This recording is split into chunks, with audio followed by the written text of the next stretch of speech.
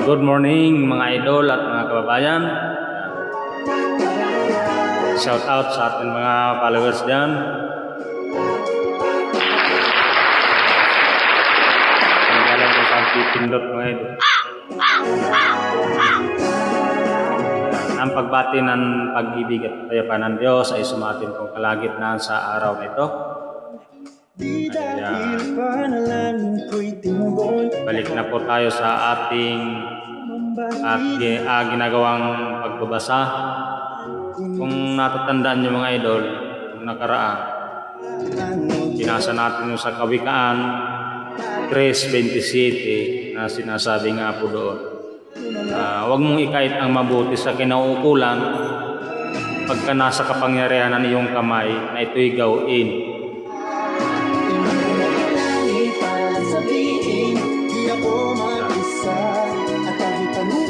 Paano po yung nito? Implementasyon. Kumbaga, ano yung paggawa. Halimbawa, dito sa unang Juan 3:17, sabi dito, datapwat ang sinumang mayroong mga pag-aari sa sanglibutang ito at nakikita ang kanyang kapatid na nangangailangan at dooy ipagkait ang kanyang awa, paanong mananahan ang pag-ibig ng Diyos sa kanya?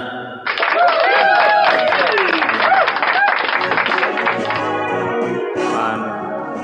Tuwa ito eh.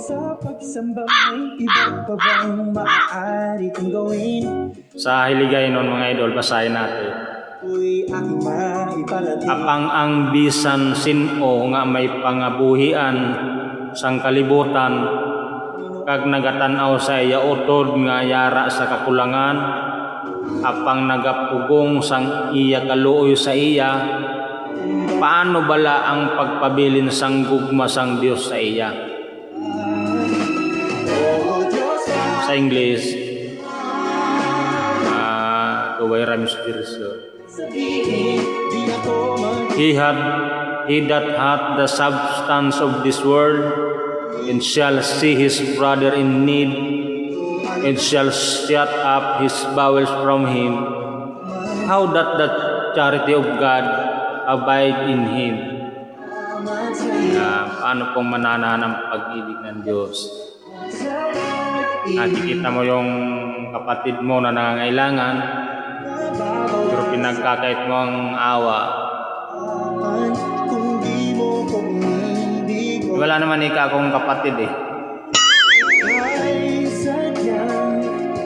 Kaya hindi ako covered nung ganyan sinasabi. Sunod mga idol, tuklasin natin kung sino ba yung tinutukoy na kapatid dito sa Biblia. Meron kasing ginagawa ni excuse sulong anak naman ika ako eh. Saka yung hindi mag-a-apply sa akin yung ganyan na sinasabi ang sino mang mayroong mga pag-aari sa libutang ito at nakikita ang kanyang kapatid. May kapatid ika ako pero tinakwil ko na eh. Para walang kahati. Hanggang dito muna mga idol at salamat sa Diyos sa isang mabuting pagkakataon na muli ay makapagbahagi sa inyo. At shout out sa lahat nating followers dyan, sa taga Yuratec, sa Valenzuela, sa mga SG na masisipag. Sa lahat po ng mga empleyado at sa management.